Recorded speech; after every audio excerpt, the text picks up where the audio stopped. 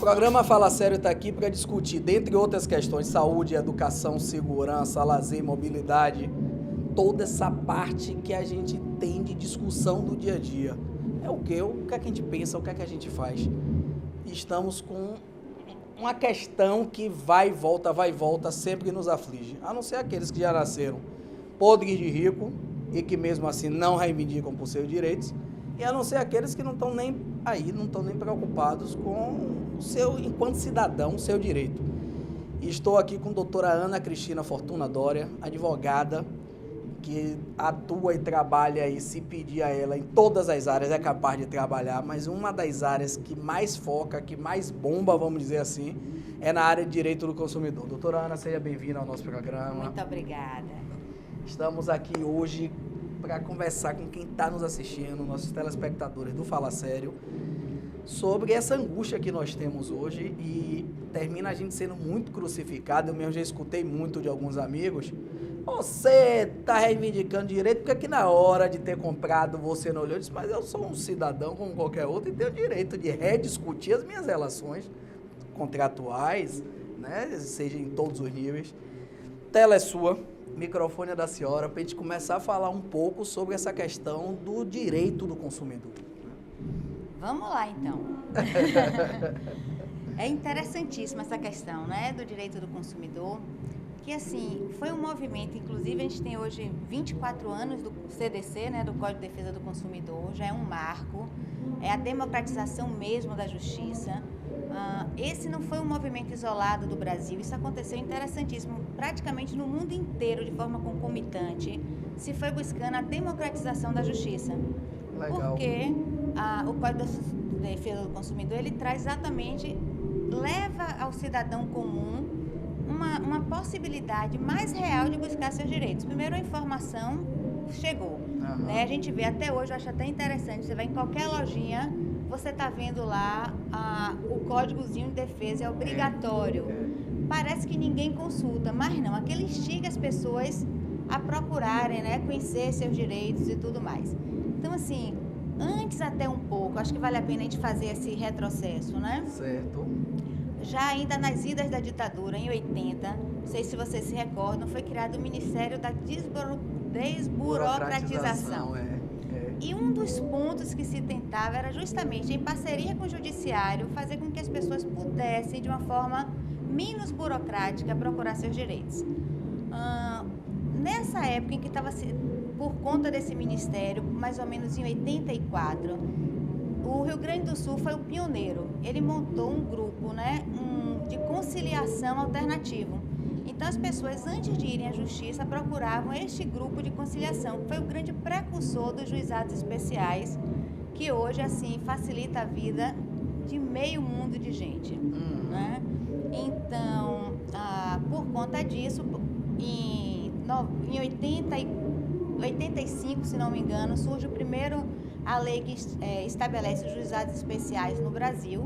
No início era só os juizados especiais como um todo, ele atendia qualquer demanda de pequena causa, mas com o advento do CDC, que veio logo depois em 90, começou a se perceber que a grande demanda eram de causas do consumidor.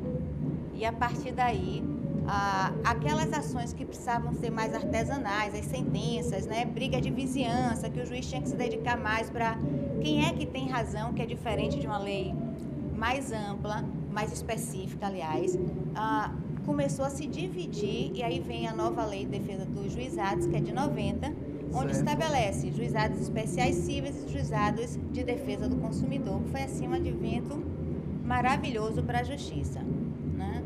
Tem uma pesquisa, Celso, que eu acho que é interessante, assim, isso, a gente chama a atenção que ainda hoje a maior parte das pessoas que buscam juizado vem da classe média.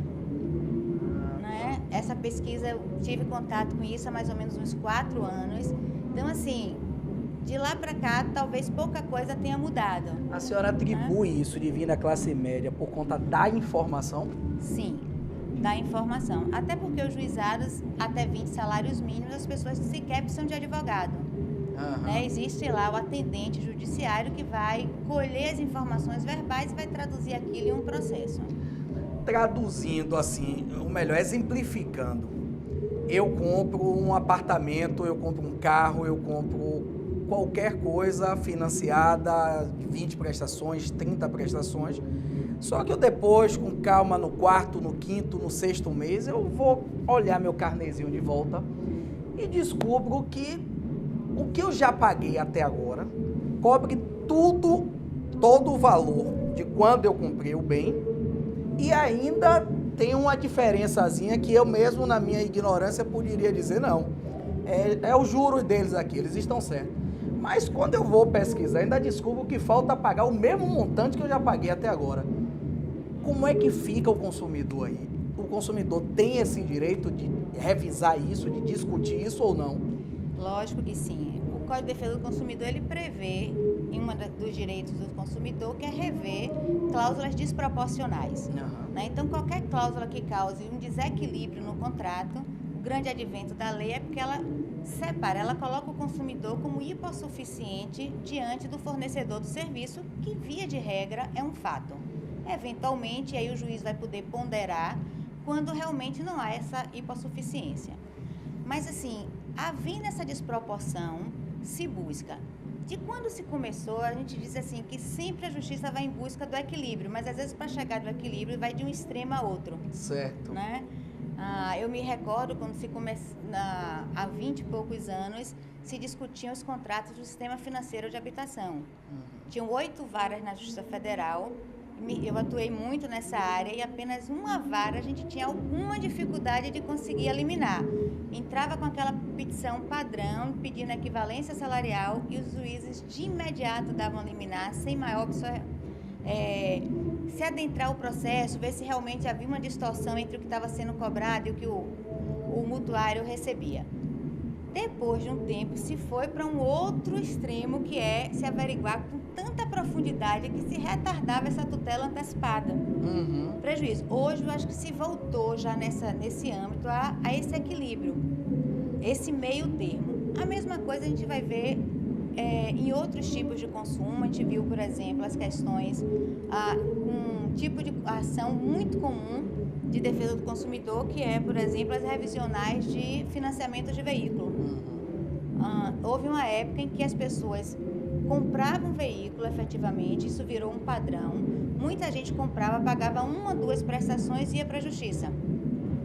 Não depositava um valor irrisório e ficava com o carro, imagina, um processo judicial, se não for no juizado, ele tende a levar 5, 6, 7.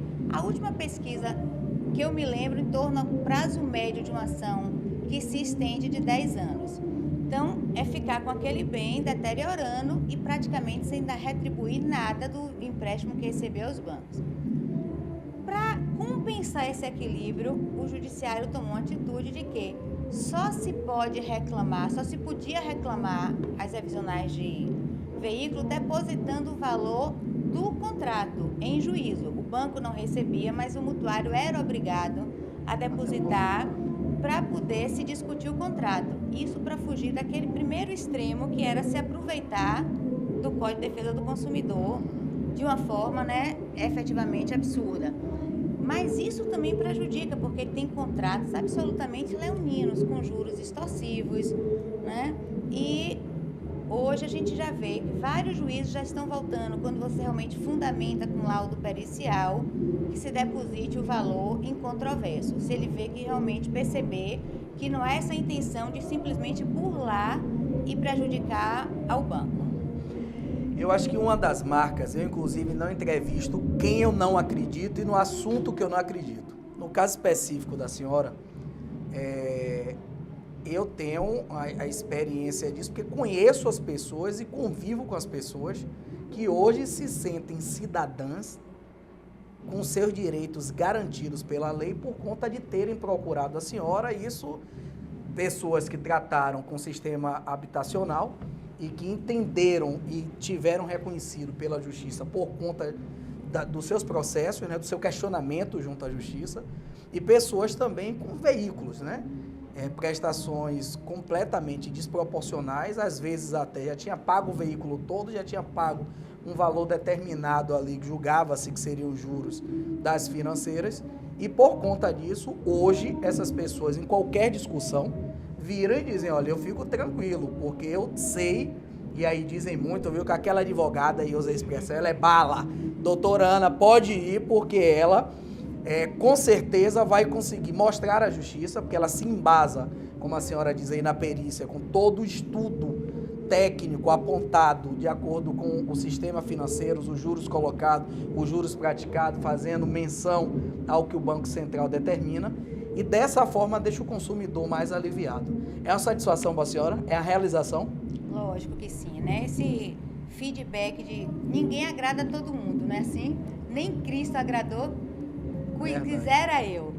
Mas a gente sente realmente o escritório, já tem uma caminhada um bocadinho longa, né? Uhum. E há um feedback realmente assim interessante dos clientes. Isso obviamente que é um motivo de satisfação. Por falar em satisfação, o programa já está tão bacana. 15 minutos passam que a gente não percebe. Vamos chamar o intervalo e no segundo bloco a gente vai passo a passo como deve fazer? Ok. Então já a gente volta.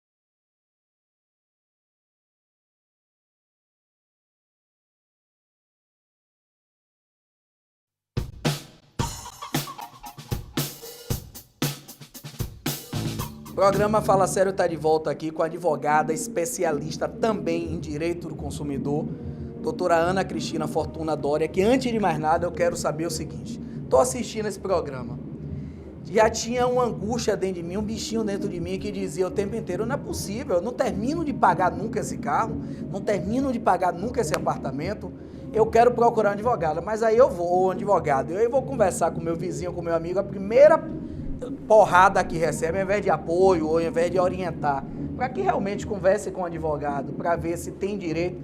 A primeira pergunta que faz, doutor, é triste, não sei se a senhora já ouviu isso. Quem mandou você fazer? Você vai e compre agora, não leu antes as cláusulas do contrato, não é? Então, qual é a primeira, eu estou assistindo o programa, tenho essa angústia, qual é a primeira coisa que eu devo fazer? Qual é o primeiro passo? Nos oriente. Vamos lá. Os contratos de financiamento de veículo, como o exemplo que você está citando, é um contrato típico de adesão. Não cabe ao cliente, ao consumidor, naquele momento, discutir absolutamente nada. No máximo, na negociação, na venda, diminuir um pouco a taxa de juros. Mas as cláusulas em si, elas são inegociáveis, né? O contrato clássico e o próprio código prevê essa possibilidade de mudança. A gente brinca no meio que quem menos lê contrato é advogado, porque sendo de adesão não adianta ler. O que não tiver de acordo com a legislação e com o melhor direito, obviamente que vai poder ser modificado judicialmente. Esses contratos, Celcinho, especialmente de veículo, tem algumas questões que precisam ser vistas. Se discutiu durante muito tempo a questão dos juros legal de 12% ao ano, de apenas 1% ao mês. Se entrou durante um período muito com esse tipo de discussão, às vezes as pessoas chegam no escritório ainda com essa visão. A Constituição prevê que os juros só podem ser de 12%. Isso nunca foi regulamentado, já tem decisões pacificadas dos tribunais superiores de que os bancos podem sim cobrar juros superior a 12% ao ano. Mas existem outras questões que precisam ser avaliadas. Aí eu entendo que realmente um perito contábil tem que entrar, tem que fazer parte desse contexto. Por quê? Eu brinco que eu, como advogada, a conta que eu sei fazer é de 20%. 20% eu sou ótima, não erro uma, faço qualquer uma de cabeça. Fora isso, eu vou realmente precisar de um profissional que me auxilie. Então, esse contador, não é uma pessoa gabaritada, ele vai me dizer o quê? Primeiro, questões que muita gente desconhece. Todos os bancos, quando eles fazem um contrato de financiamento de um veículo ou qualquer outro tipo de contrato, ele é obrigado a fornecer ao Banco Central a taxa que ele usou naquele dia. Então, Perfeito. muitas vezes, por questões contábeis, por questões outras internas do banco, eles informam o Banco Central uma taxa menor do que ele utilizou naquele contrato, porque eles têm uma margem de negociação. Às vezes o cliente não chora, eles sentem que há uma margem maior de realmente poder puxar os juros para cima, ele coloca um juros maior no contrato e informa ao Banco Central uma taxa menor. Sempre que o banco informa, a jurisprudência tem caminhado nesse sentido, de que se ele informou uma taxa menor, ele poderia ter praticado a taxa menor e há redução da taxa nesse sentido. Outro ponto que esses peritos conseguem fazer é verificar a taxa média que os bancos informaram ao Banco Central e ver se aquele banco especialmente está distorcendo. Então, se a média foi de 2,5% e um banco praticou 3,5%, há uma possibilidade bem grande de que a Justiça reduza essa taxa, porque vai se ver que operacionalmente era possível ter lucro com 2,5%, que foi a taxa média do contrato. Além disso, tem muita gente que atrasa, as prestações são longas e altas e a mora que se cobra efetivamente é muito grande. Né? Então, isso também pode ser revisto e dar uma diferença significativa, pode ser reduzido do saldo devedor. E, por fim, nem sempre o Código de Defesa do Consumidor, inclusive, ele determina que os contratos informem a taxa efetiva de juros. E, muitas vezes, a taxa efetiva que está ali determinada não é a taxa real. Quando um contador para e se depura sobre o contrato, ele vai ver que a taxa efetiva é maior do que a que está declarada no contrato. Então, essas hoje são as possibilidades que se tem de rever os contratos. Pronto. Dentro dessa explicação, doutora Ana Cristina Fortuna Doria, no seu escritório, ela resolve toda essa questão. Perito, contábil, análise disso tudo. Eu, cliente, que estou assistindo esse programa aqui agora, acendeu a luzinha porque casou com o meu sentimento, a minha percepção do que eu acordei e do que eu estou pagando hoje. Basta com que eu junte, a gente estava conversando no intervalo, uma cópia do contrato, as prestações, os boletos já pagos. O carnê, não é? Normalmente é um carnê. Meus documentos, RG, CPF, comprovante de residência e compareço ao escritório, é isso? Isso. Onde eu encontro a senhora? Qual é o telefone que a gente pode se falar? Pronto, o PABX do escritório é o 71-3272-0181 ou 0182. Tem algum e-mail, doutora, que a gente possa falar ou é melhor só por telefone para agendar? Tem um e-mail, mas acho que por telefone é melhor, né? Mais pessoal, a gente faz esse atendimento, tem outros advogados também no escritório que podem estar dando esse suporte. Então, bora repetir o telefone? 71-3272-0181 ou 0182. Pronto, eu aí vou para o escritório, sento, converso com a senhora ou com sua equipe e apresento toda essa documentação, a senhora recebe essa documentação, vai fazer toda essa análise possível do ponto de vista do direito do consumidor e dá o parecer, se está correto ou se está errado o caminho que foi adotado ali até aquele momento e a partir dali deslancha junto à justiça, não é isso? Vários casos, os clientes chegam e a gente desaconselha a entrar na justiça porque o contrato realmente está dentro, os juros vai ter que se pagar, porque se pegou um dinheiro emprestado, está se vendendo dinheiro, né? Então você tem que, obviamente, acrescer um montante ali. Mas se estiver dentro de uma lógica, dentro de um montante razoável, a gente várias vezes desaconselha o cliente de entrar, porque vão ser ações meramente protelatórias. Doutora, fechamos a parte de direito do consumidor. Numa partezinha do programa, a gente quer conhecer mais um pouquinho, desnudar um pouquinho mais do nosso entrevistado. Se a gente pudesse definir a justiça brasileira, a senhora definiria como o quê? Hoje a justiça brasileira eu só posso definir como caótica. Não é? Infelizmente, assim, há uma necessidade urgente, emergente, de um investimento grande, principalmente de pessoal. A gente reclama muito dos juízes, mas quando a gente para ver, tem juízes que estão com 3, 4, 5, 10 mil processos para julgar, é humanamente impossível. Então, o número de juízes e de serventuários para o número de jurisdicionados é muito aquém dos países desenvolvidos. Isso torna realmente a justiça extremamente lenta e termina desmotivando muita gente a procurar, né, exercer o seu direito legítimo. Eu digo que a justiça, brigar por seus direitos é um sinal de cidadania. Perfeito. É um exercício da cidadania. Perfeito. Mas, infelizmente, a gente vê hoje a justiça, esse amparato extremamente lento, extremamente moroso, que dificulta. E muitas vezes, quando a justiça chega, se faz já não há tempo. Verdade. Doutora, se tivesse a caneta na mão por um dia como Corregedora Nacional de Justiça, qual seria a primeira canetada? O aumento do número de juízes e serventuários. Não como corregedora, que não teria esse poder, mas se eu pudesse sugerir algo para a justiça, a qualificação e efetivamente o aumento do pessoal, porque é muito deficitário. E como corregedor, realmente minimizar, eu acho que já houve uma redução de quando o CNJ passou a intervir na corrupção que ainda existe no judiciário, mas o meu sentimento na militância é de que realmente isso vem sendo gradualmente reduzido. Se pudesse voltar o tempo, que a doutora Ana não faria? Se eu pudesse voltar o tempo, que eu não faria? Teus filhos todos de volta eu sei que teria, porque é apaixonada por esses filhos. Sim. O direito não estudou, já nasceu com ele. Né? O olho brilha quando fala no direito. O coração é muito bem resolvido, administra muito bem. Tem alguma coisa que não faria? Me arrependo de tão poucas coisas nessa vida. Que maravilha! Né? E se pudesse voltar o tempo, o que faria de novo? A minha caminhada seria bem parecida. O que eu faria a mais teria sido cursar concomitantemente com direito, não para exercício profissional, mas por um exercício pessoal de crescimento, psicologia, que é a minha segunda paixão. Ah, é? Fantástico, fantástico. Vejam vocês como a gente termina tendo a paixão sempre paralela, né? O que a gente dá. Doutora, uma mensagem para quem está nos assistindo, de estímulo, de entusiasmo, porque o objetivo na concessão de rádio e de televisão, que é uma concessão pública, é a gente informar as pessoas. Esse sangue todos os dias, essa não propagação da informação, ao contrário, essa desinformação aqui não cabe. O objetivo daqui é o inverso, é a gente socializar o que a gente acumulou ao longo do tempo de conhecimento, que a gente possa estimular e fazer com que as pessoas se sintam mais gente, se sintam mais preparadas.